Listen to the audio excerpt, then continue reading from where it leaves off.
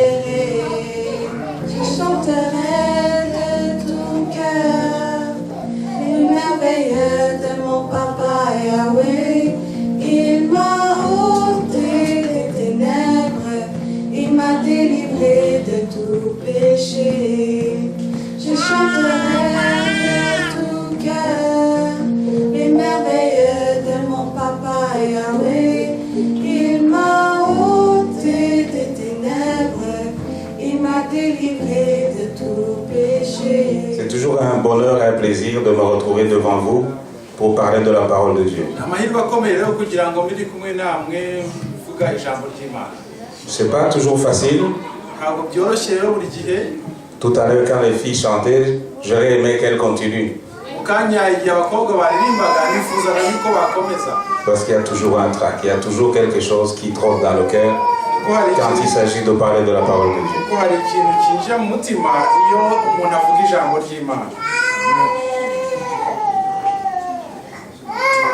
Je vais vous raconter une histoire.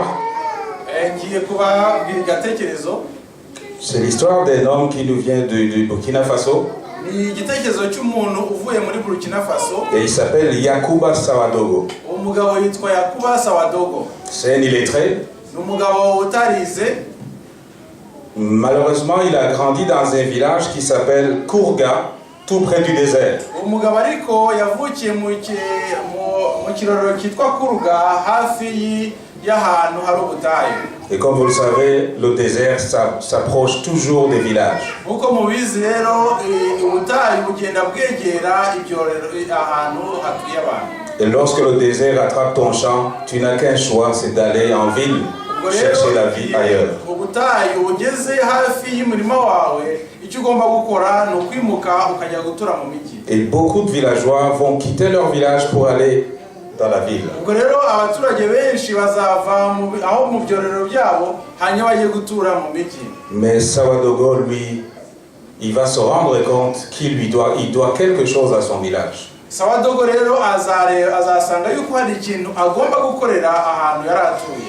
Il se rend compte qu'il a une dette contre son village. ubwo rero asanga afitiye umwenda ahantu yari atuye. Et il s'est dit, moi je quitterai jamais, je vais me battre avec le désert. yaravuze ati ntabwo nzava mu mudugudu ntuyemo ahubwo nzarwana n'ubutayu. Il est conscient de quelque chose, il vient de quelque part. avuye ahantu kandi yifuza gukora ikintu gikomeye. Il dit, je vais tout faire pour ramener les plantes, pour repousser le désert. nzakora uko nshoboye kugira ngo nigize inyuma ubwo butayu bubogamiye. Comme vous le savez, les scientifiques ont essayé par leur méthode, mais ça ne marche pas. uko mubizi rero abantu bize bya siyanse bagerageje kurwanya kubuza ubutayu kwegera abantu ariko byarabananiye. Mais Sawadogo va utiliser une vieille méthode ancestrale. Sawadogo azakoresha rero ibintu abakurambere be bakoreshaga. Et il va creuser des grands trous. azacukura ibyobo binini cyane. Et il va planter des arbres. hanyuma noneho atera ibiti.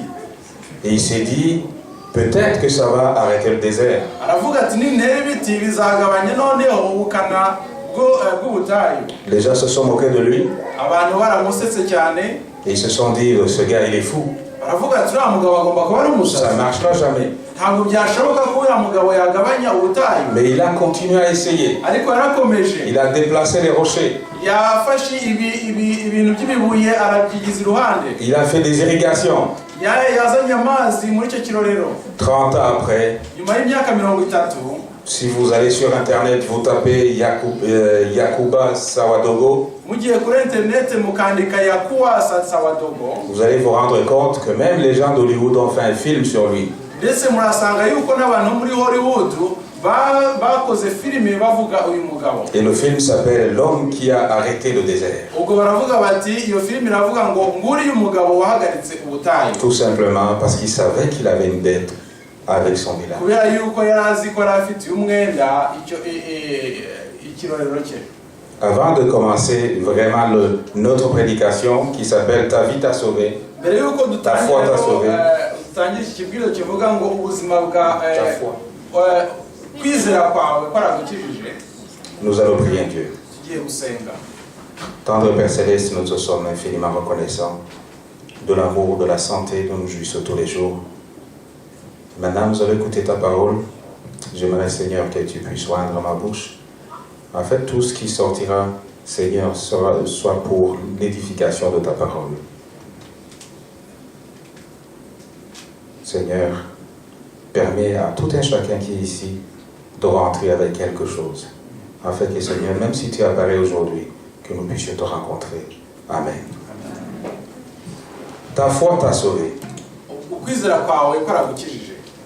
Sawadogo a eu l'idée. Sawadogo yagize igitekerezo cyiza. Il a compris qu'il avait une dette. yumvise yuko afite umwenda. Il a sauvé son village et la planète en même temps. hanyuma rero aho yari ati umudugudu we arawukiza ndetse akiza n'isi yose. Le verset que j'ai choisi aujourd'hui se trouve en Luc 7. isomo rero nateganyije uyu munsi riri muri Luka 7. Lorsque le pasteur m'avait demandé de tenir la classe de mercredi, j'avais choisi ce texte également.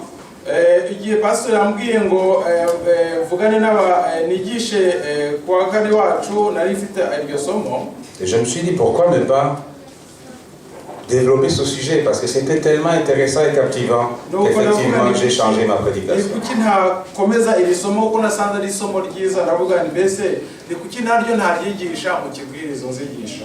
Luc 7 à partir du 36e verset. Luka 7 kuva mu murongo wa 67. Normalement, vous pouvez aussi commencer par le début.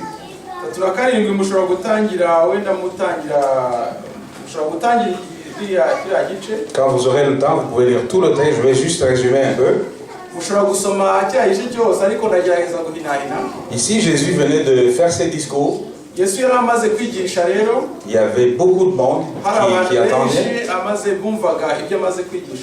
Et il venait aussi de guérir le fils du centenier. Donc non seulement qu'il a enseigné, il a fait des miracles aussi. Et les hommes l'ont vu. Les femmes l'ont vu. Les hommes l'ont entendu. Mais malheureusement, nous allons voir dans le texte comment l'homme reste intrépide.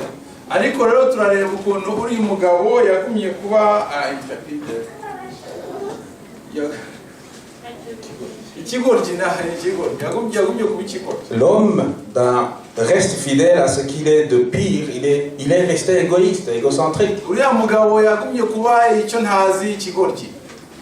Si nous lisons le texte, il est dit: un pharisée pria Jésus de manger avec lui.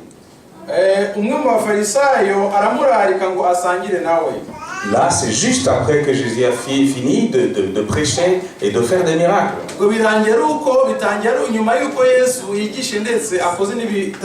Et il s'agit d'un pharisien, il ne s'agit pas de n'importe qui. Un pharisien, c'est quelqu'un qui connaît la Bible.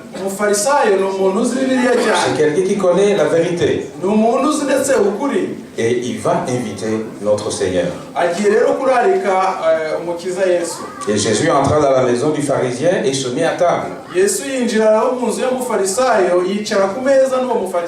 Rien de spécial, c'est un geste banal, un geste normal que nous faisons chaque jour. Nous sommes toujours invités chez nos amis, soit pour aller manger ou juste pour discuter.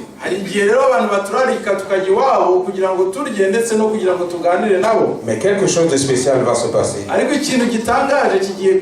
Le verset 37, il est dit: et voici une femme pécheresse qui se trouvait dans la ville et a su qu'il était à table dans la maison du pharisien, apportant un vase d'albâtre plein de parfums.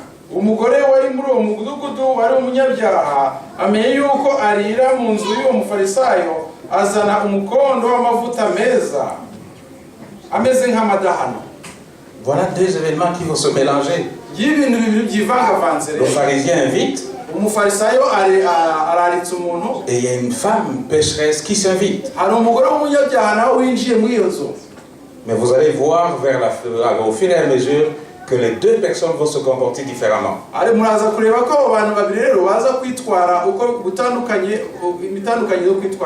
Jusque-là, on nous dit que Jésus se mit à table. Mais voici une femme qui sort de la ville, qui arrive avec du parfum.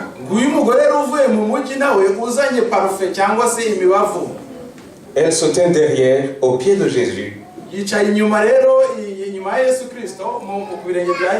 Elle pleure. Et bientôt, elle lui mouilla les pieds de ses larmes.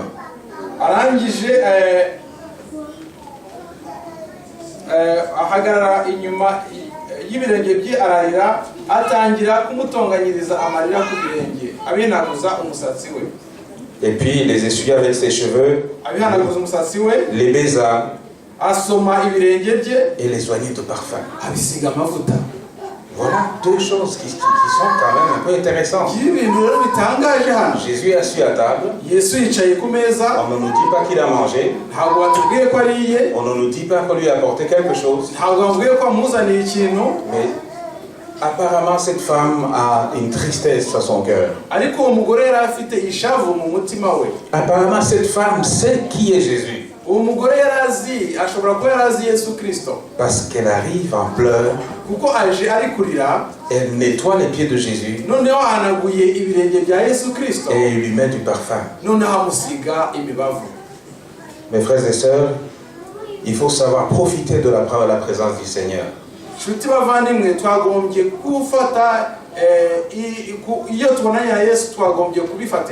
Des fois, nous sommes en présence du Seigneur, mais nous refusons catégoriquement de lui dire ce que nous avons à notre cœur.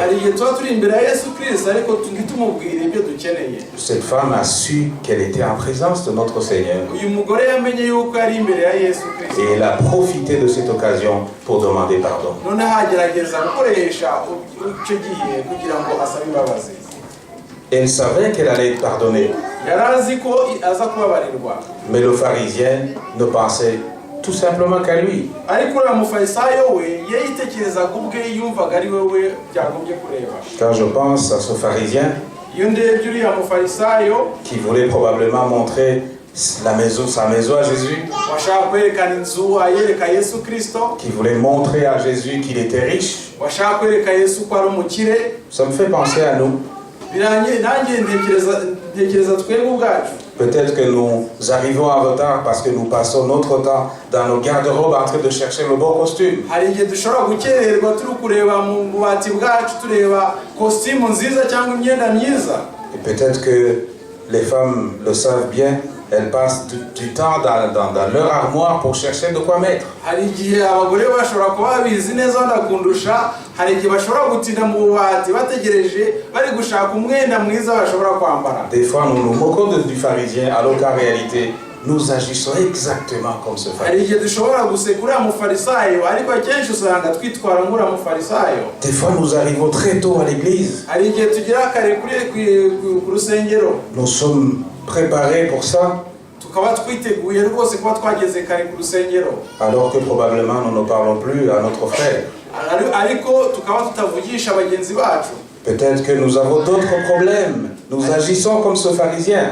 Tukaba dufite ibindi bibazo ariko ugasanga twitwaye nk'uriya mufarisayo. Quel égocentrisme! Mbese ukwikunda kwacu kugeze he rwose? Nous tombons tous dans ce piège. Tugwa rero muri uriya mutego w'uriya mufarisayo. Le pharisien connaissait la Bible. Uriya mufarisayo yarazi Bibiliya. Il ne devait même pas douter de qui était Jésus. Nta nubwo yagombaga rwose gushakisha uwari we Yesu Kristo. Mais vous allez vous rendre compte, Ariko muraza gusanga yuko ce pharisien ne connaissait pas Jésus du tout. uriya mufarisayo atarazi Yesu Kristo rwose. Peut-être il l'avait vu, agomba kuba yaramubonye, mais il ne savait pas qui était Jésus. ariko ntabwo yarazi uwo Yesu yari we. Pourtant la femme pécheresse savait très bien qui était. Ariko uriya mugore w'umupagani w'umunyabyaha we yarazi Yesu. Le verset 40 nous dit, Jésus prit la parole et lui dit, Yesu aramusubiza ati, on va retourner au verset 39. reka dusubire kuri 39. Le pharisien qui l'avait invité, Uwo mufarisayo wamuraritse voyant cela, abibonye dit en lui-même, aribwira ati, si cet homme était un prophète, uyu muntu yaba ari umuhanuzi il connaîtrait qui et de quelle espèce est la femme qui le touche. yajyaga kumenya uyu mugore umukozeho uwo ari we kandi uko ameze. Il est en train de douter de qui était Jésus. Yagerageza rero gushidikanya ibyarekanye na Yesu. N'est-ce pas, ça nous arrive de douter effectivement. Natwe bitugeraho tugasanga On se turashidikanya. pose souvent des questions si Jésus existe vraiment. Tukibaza mbese niba Yesu ariho. Ce pharisien, lui, Jésus est dans sa maison. Uriya mufarisayo we rero yagize Imana, Yesu yari mu nzu Il est ye, prêt à manger avec lui. yari yiteguye gusangira nawe. Mais il se pose la question de savoir si cet homme était le prophète, il connaîtrait qui est cette femme. Ariko aribaza ati mbese uyu muntu yaba ari umuhanuzi koko yagombye kubaza uriya mugore w'umukozi Il wawe. connaîtrait que c'est une pécheresse. Yagombye kumenya kuri uriya mugore umukozeho ari umunyabyaha. En d'autres termes, la femme pécheresse ne devait même pas toucher, ne devait même pas s'approcher de Jésus. Mu kundi kuvuga rero uriya mugore w'umunyabyaha ntagombye kuba yakoze kuri Yesu Kristo. On peut se moquer facilement de ce pharisien Dushobora guseka rero uriya mufarisayo en se disant il devait être correct. tukavuga ati uriya yagomba kuba bizi. Mais n'est-ce pas que nous, au lieu de se regarder dans notre miroir, le miroir de notre vie, Iyo turebye rero mu ndorerwamo y'ubuzima bwacu, au lieu de regarder dans notre miroir, aho kugira ngo turebe mu ndorerwamo yacu, n'est-ce pas que nous regardons dans le miroir de l'autre? ugasanga turi kureba mu ndorerwamo y'undi muntu. Nous passons notre temps à regarder dans le miroir de Pierrot. Tugasanga mfashe igihe ndi kureba mu ndorerwamo ya Piero. Il a agi comme ça. Yakoze kuriya ngo Moi, j'agirais de cette façon-là. nagombye gukora kuriya. Mes frères et sœurs, Bavandimwe, prenons un exemple sur cette femme qui a connu Jésus dufate icyitegererezo kuriya mugore wamenye Yesu Kristo. et qui va se prosterner avec tout ce qu'elle avait comme richesse. None araza apfukamishije ibyo yari afite byose. Verset 40, Jésus prit la parole et lui dit, et là on ne dit pas que Simon a parlé à haute voix. Il s'est dit en lui-même. Et Jésus savait exactement ce qu'il pensait. Jésus prit la parole et lui dit, Simon, j'ai quelque chose à te dire. Maître, parle, répondit-il. Là, il est content, je pense. Il dit, le Seigneur va me dire quelque chose d'intéressant. Peut-être qu'il va me dire que je suis un beau chrétien. Peut-être qu'il va me dire que j'aurai le ciel. Mais nous allons voir que Dieu va répondre directement à sa question. Et il est en train de nous répondre aussi. Je pense qu'on est en train de trotter, on est en train de penser aussi qui nous sommes. On est en train de se dire l'autre, qu'est-ce qu'il raconte? Mais verset 41, Jésus dit, un créancier avait 2 débiteurs. L'un devait 500 deniers et l'autre 50.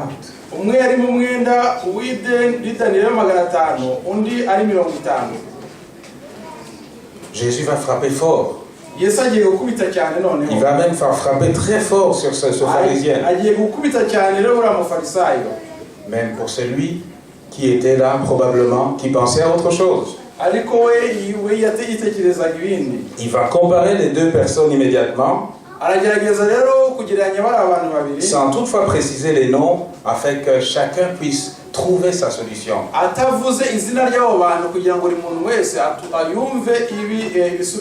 Quand j'ai fini de lire ce petit récit, je me suis posé la question quel était le goût de cette nourriture du pharisien après avoir entendu la parole de Jésus.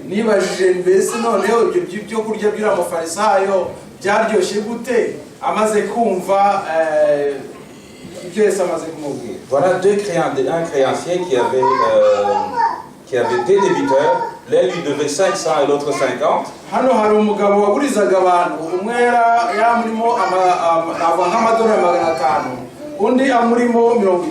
Verset 42, il est dit, comme il n'avait pas de quoi payer, il leur remit à tous de leurs dettes.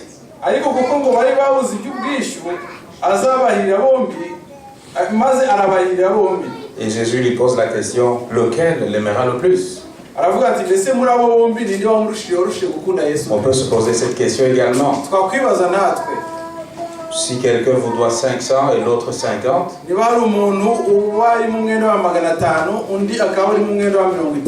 et on vous pardonne de cette dette, qui va être content plus que l'autre? Simon répondit, c'est le nom de ce pharisien, il répondit, celui je pense auquel il a le plus remis.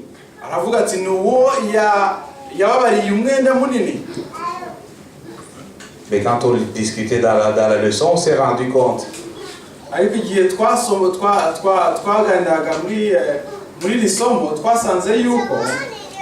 que la dette soit de 500, que la dette soit de 50,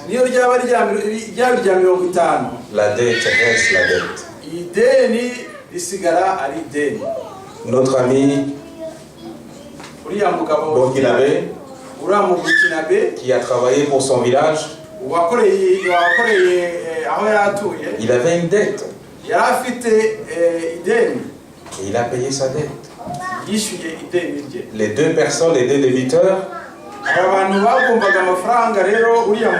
ils n'ont pas payé leur dette, mais leur dette a été annulée. Est-ce que vous connaissez quelqu'un d'autre qui a été pardonné? Quelqu'un qui avait une grosse dette et qui a été pardonné? La question vous est posée. Je peux poser la question autrement. Est-ce que vous avez été pardonné pour votre dette? Peut-être vous allez répondre après. Mais nous allons continuer, nous allons voir juste ce qui va se passer. Puis se tournant vers la femme, Jésus se tourne vers la femme et il dit à Simon,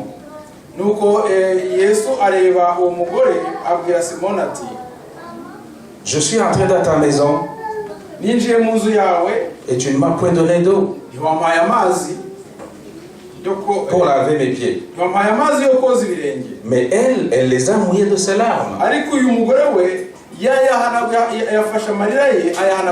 Elle les a essuyés avec ses cheveux. On appelle ça dans un jeu de dames, damer le pion.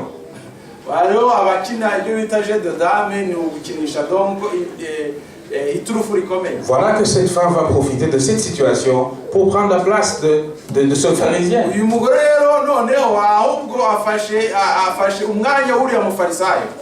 Est-ce qu'on ne tombe pas dans le piège en pensant que nous travaillons pour Dieu et les autres en profitent?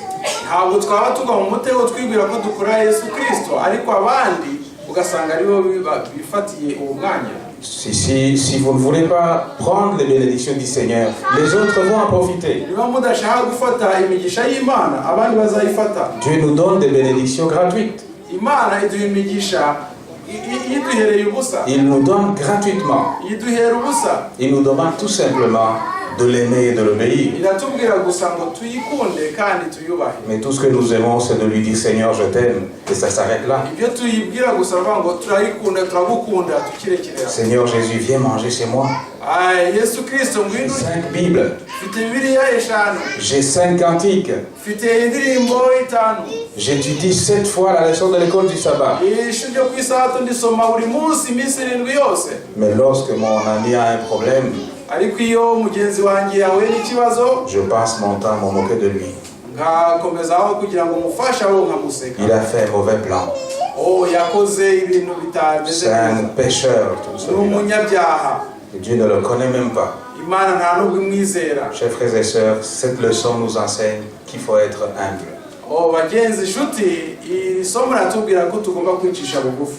Cette femme qui n'avait rien à faire dans cette visite,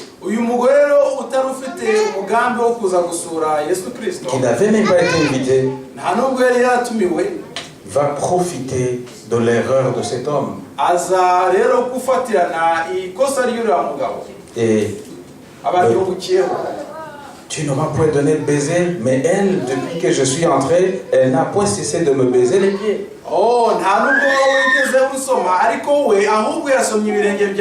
Tu n'as point versé d'huile sur ma tête,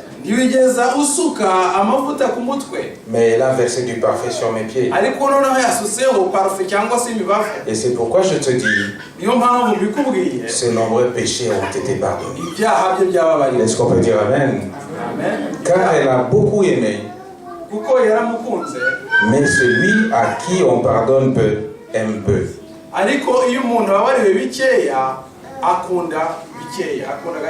Si nous ne nous mettons pas entre les mains du Christ,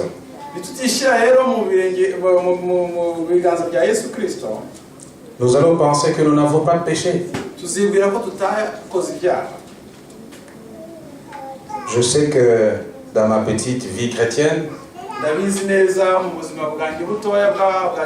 surtout il y a des mamans qui priaient beaucoup pendant longtemps. Il y a des mamans ou des papas qui prient beaucoup, ça prend 5 minutes, 10 minutes. Et la plupart du temps, nous disons, ah, c'est lui qui va prier, ça va prendre 10 minutes. Les genoux vont commencer à trembler parce que c'est lui.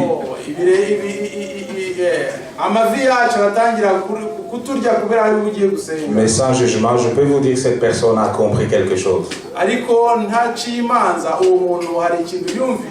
C'est que si Jésus est mort sur la croix, il est mort pour nos péchés. Jésus n'a pas péché. Disons ensemble Jean 3, verset 16, vous pouvez le dire, vous le connaissez dans vos langues respectives. Car Dieu a tant aimé le monde Imana yakunze abari mu isi cyane kugira ngo umwizera wese atarimbuka ahubwo ahabwe ubugingo buhoraho. Dieu a tant aimé le monde. Nous n'avons rien donné pour mériter cet amour. Nta kintu twakoze kugira ngo urwo rukundo turuhabwe. Et cet amour n'a pas de condition.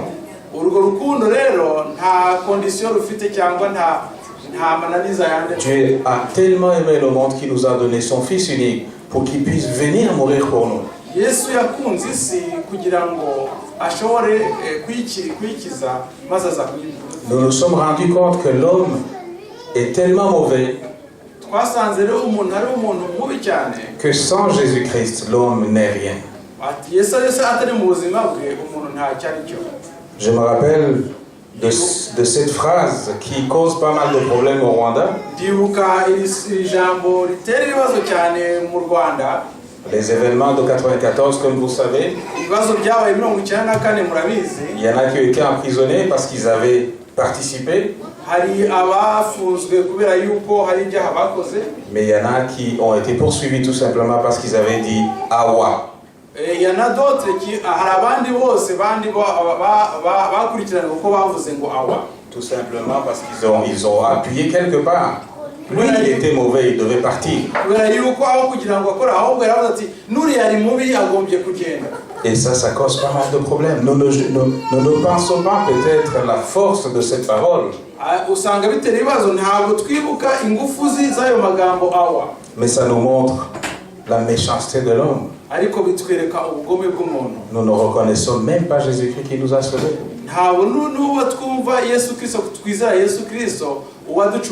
Nous sommes tellement devenus mauvais que nous ne reconnaissons même plus le bonheur du ciel. Nous ne savons même plus apprécier l'amour de nos enfants. Les femmes ne savent plus aimer leur mari. Les maris ne savent plus dire « je t'aime ». Ici, ça me rappelle la petite histoire de ce jeune homme qui voyait son père aller toujours au travail.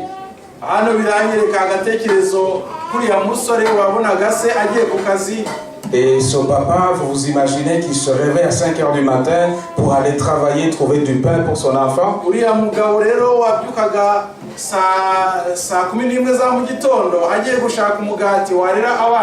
Et aujourd'hui, les mamans travaillent, n'est-ce pas? Elles partent aussi à 5 h du matin. Il y en a qui passent la nuit au travail. Et vous n'allez pas me démentir, c'est pour que nos enfants puissent avoir du pain.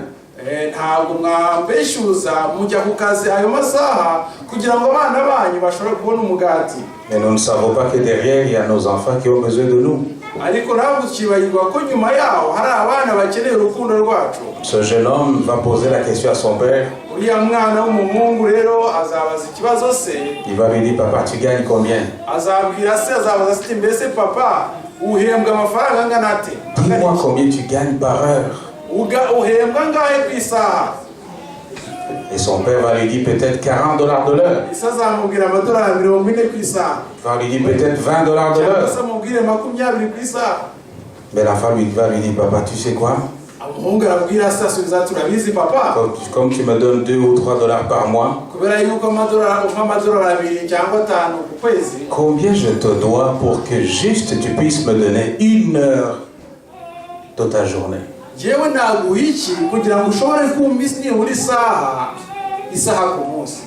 Vous imaginez les pensées de cet enfant?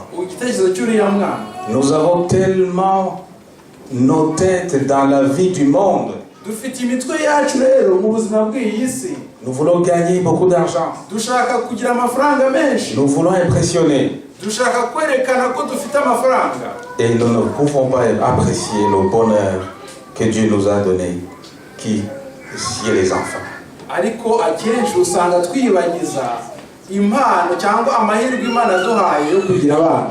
Nous pouvons regarder ce qui se passe dans le monde aujourd'hui.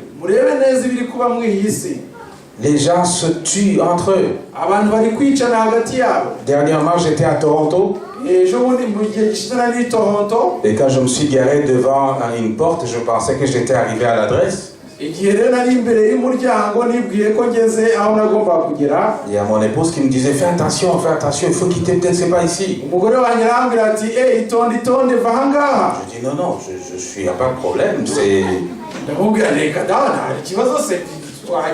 Mais l'homme est sorti de chez lui en courant. Mais qu'est-ce que tu fais ici, monsieur? Et on s'est dit, si j'étais dans certains pays, peut-être j'allais recevoir une balle dans la tête.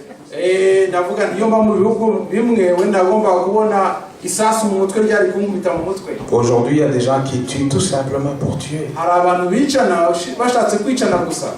Un jeune homme qui a été tué à Johannesburg tout simplement parce qu'il passait devant la maison d'un blanc.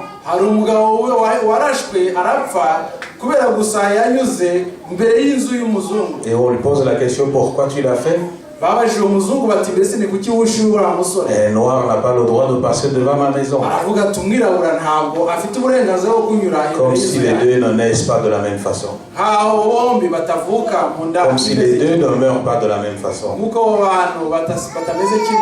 Nous savons très bien que l'homme reste l'animal le plus méchant de tous. Un lion, quand il tue pour manger.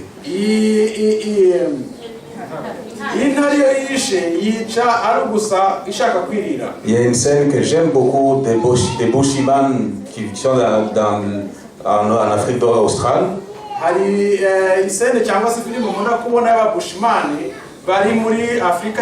Quand il tue un animal, il regarde d'abord le besoin de la famille.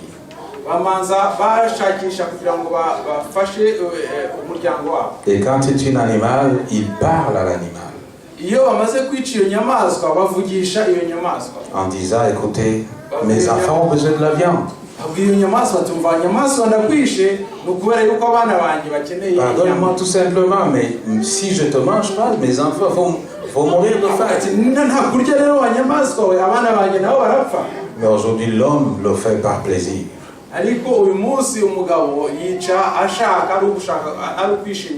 Le président de la Corée du Nord, il a tué son oncle.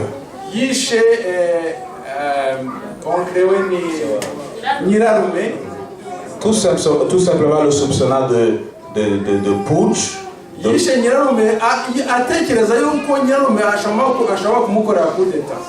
Tuer son oncle, peut-être par balle, je comprendrais. Comme ça, au moins, il allait faire vite. Peut-être de profiter quand il dort, je ne sais pas. Est-ce que vous savez comment il l'a tué? Il a lâché des chiens qui venaient de faire une semaine sans manger. Et les chiens l'ont déchiqueté morceau par morceau.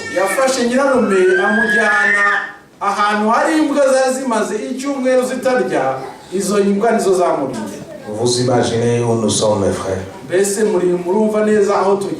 Quand on voit normalement son oncle, on sourit, on est content.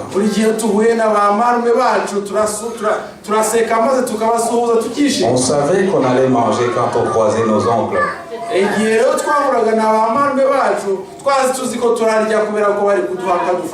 Mais aujourd'hui, les oncles se sont transformés en monstres également. Si nous ne nous approchons pas de Jésus-Christ, nous allons nous transformer comme ces gens. Nous allons juste nous balader la Bible comme ça, en se disant, oui, moi j'ai comme ce pharisien qui se frappait la poitrine. Moi je connais le Seigneur, moi je prie tous les sabbats, moi je fais ça, moi je fais ça. Mais c'est vrai que ça ne suffit pas. Il faut nous rendre compte que nous avons besoin du Seigneur. Il faut nous rendre compte qu'il a payé une dette qui nous appartenait. Jésus est mort. Il est mort également pour toutes ces personnes, toutes ces ces personnes qui sont en train de faire toutes ces mauvaises choses. kandi yarishe umwenda w'abariya abantu bose bakora ibintu bibi mubona. La seule chose qu'il nous demande Ikintu gusa adusaba se trouve dans Jean 21, verset ni 17. muri Yohana 21 umurongo wa 17. Jean 21, Yohana 21 verset 17. umurongo wa 17. Nous allons lire ensemble. Tugiye kuhasoma.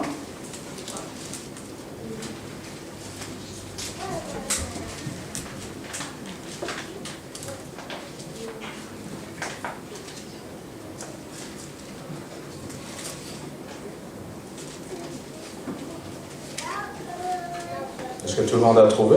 Ese buri muntu wese yahageze? Yohana 21 umurongo wa 17. Ici, il y a quelqu'un dans l'assemblée qui peut nous lire le texte. Niba hari uwahageze ashobora kwadusomera, Il lisait à haute voix. ashobora guhaguruka akadusomera. Amubaza ubwa gatatu ati Simoni mwene Yesu urankunda? Petero abazwa nuko amubajije ubwa gatatu ati urankunda? Nuko aramusubiza ati Mwami umenye byose uzi kandi ko ngukunda. Yesu aramubwira ati ndagira intama zanjye. Amen. Est-ce que quelqu'un peut lire aussi en français à haute voix? Ashobora kwadusomera mu Gifaransa, en français. Verset 17, il lui dit pour la troisième fois, Simon, fils de Jonas, m'aimes-tu? Pierre fut attristé ce qu'il avait dit pour la troisième fois. M'aimes-tu? Et il lui dit, répondit, Seigneur, tu sais toutes choses, tu sais que je t'aime. Et puis, Père m'écoute. Pour la troisième fois. Est-ce que m'aimes-tu? Mbese urankunda? Cette question nous est posée également aujourd'hui. Ni ikibazo kitubajijwe uyu munsi. Est-ce que nous aimons le Seigneur Jésus-Christ? Mbese dukunda Yesu Kristo? Est-ce que nous sommes prêts à le servir? Mbese twaba twiteguye kumukorera? Des fois, nous avons du mal à trouver des gens qui officient, par exemple. Hari igihe usanga dushaka abantu bakora hano imbere tukababura. Et quand on demande à quelqu'un, il y a toujours quelque chose. Je m'occupe de mes enfants, je m'occupe de ceci. J'ai ça, j'ai ça. Ariko iyo tubajije umuntu hari yavuga ati no ni ibyo ngewe ndeba abana banjye nkora iki n'iki nikoreye ibi ngibi nikoreye ibi ngibi. Et nous oublions tout simplement que c'est le Seigneur qui nous donne ses enfants. Ariko tukibagirwa yuko ari Uwiteka uduha abo bana. Et c'est lui qui va nous donner encore plus si nous acceptons de travailler pour lui. Kandi nitwemera kumukorera Imana izaduha byinshi birenze. Le Seigneur nous demande aujourd'hui de paître ses brebis. Yesu Kristo aradusaba rero kugira ngo turagire intama ze. Mettons-nous debout à partir d'aujourd'hui, mes frères, Duhaguruke rero kuva uyu munsi pour que le Seigneur puisse être heureux. kugira ngo umukiza wacu yishime. Bientôt Jésus va revenir Vuba aha Yesu azagaruka. et il ne va pas tarder. Ntabwo azatinda. On peut toujours se dire qu'il a le temps, Dushobora kwibwira yuko hari igihe gihari, mais nous n'avons pas le temps. ariko twebwe nta gihe dufite. Je me suis rendu compte, comme je dis souvent, Naje gusanga yuko nk'uko nkunze kubivuga, il n'y a pas quelques années, j'étais toujours le plus jeune de la classe ou le plus jeune là où je travaillais. hashize imyaka mikeya wasangaga ari njyewe mutoya aho nigaga cyangwa ari njyewe mutoya aho nakoraga. Aujourd'hui, quand je vais travailler, je me rends compte que je suis le plus vieux. Ariko iyo ngiye gukora mu kazi ubu ngubu nsanga ari njyewe noneho ari njyewe mukuru muri La bose. vie d'un homme est très courte. Ubuzima bw'umuntu ni ubuzima bugufi cyane. Je suis sûr que Zakaria, il y a pas longtemps, ndazi neza yuko Zakariya hashize igihe gikeya il pouvait jouer au ballon toute la journée. yagombaga gukina umupira w'amaguru umunsi wose. Mais aujourd'hui, je ne pense pas que 5 minutes, il va tenir. Ntabwo nzi ko iminota 5 ashobora kuyikina ayikina umupira. Je sais qu'il est encore brave et qu'il peut toujours tenir, mais Nzi yuko yabikora ariko byamugora. c'est tout simplement pour vous dire, on n'a plus de temps. Ariko ni ukubabwira yuko nta gihe kinini. Le temps presse. Igihe kirihuta cyane. Les gens meurent tous les jours. Buri munsi abantu barapfa. Les gens vont travailler, ils ne reviennent pas. Abantu bajya ku kazi bakagaruka ntibagaruke. Je suivais cette histoire de quelqu'un qui avait perdu un être cher. Nakuri iki gitekerezo cy'umuntu wapfushije umuntu we akunze cyane. Je vais vous épargner les détails, mais La seule chose qui lui reste, c'est que je lui ai dit au revoir le matin, je ne l'ai plus revu. ikintu yavuze ati ngewe namubonye mu gitondo mubwira ngo urabeho sinongeye guhura nawe ikindi gihe. Vous savez, ce jeune homme qui a disparu dernièrement, un jeune noir ici à Montréal, mbese muribuka uriya musore wabuze uriya mwana muri Montreal hano umwana w'umwirabura jusqu'aujourd'hui, il reste introuvable. kugeza iki gihe na n'ubu ntibaramubona. On peut se dire qu'on est jeune, qu'on a le temps pour travailler pour le Seigneur.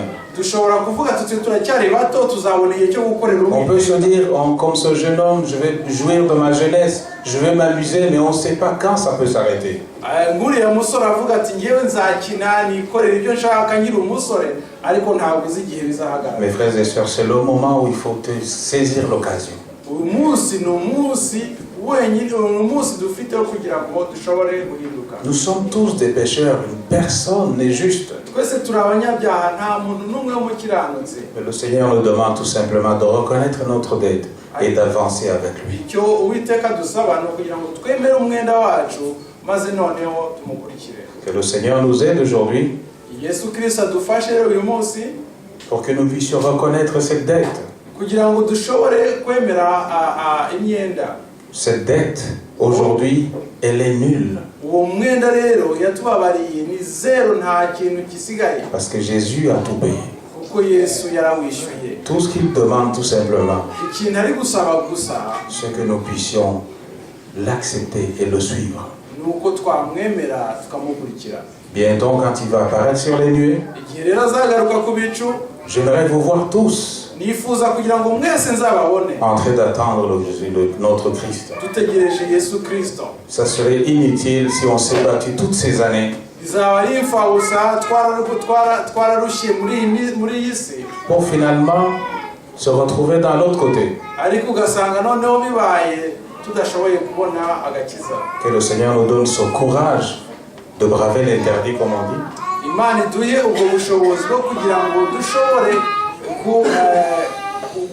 mbese dushobore kumwemera, mbese ikintu kidukomereye dushobore kukigiza uruhande, pour que notre vie puisse être un exemple, kugira ngo ubuzima bwacu bube icyitegererezo, afin que le jour où il va apparaître, nous puissions le rencontrer sain et sauf. C'est ma prière pour vous et moi ce matin, au nom de Jésus. kugira ngo igihe azaza tuzamusanganire. ni icyo nsabira, icyo basabira nanjye nisabira, mu izina rya yesu.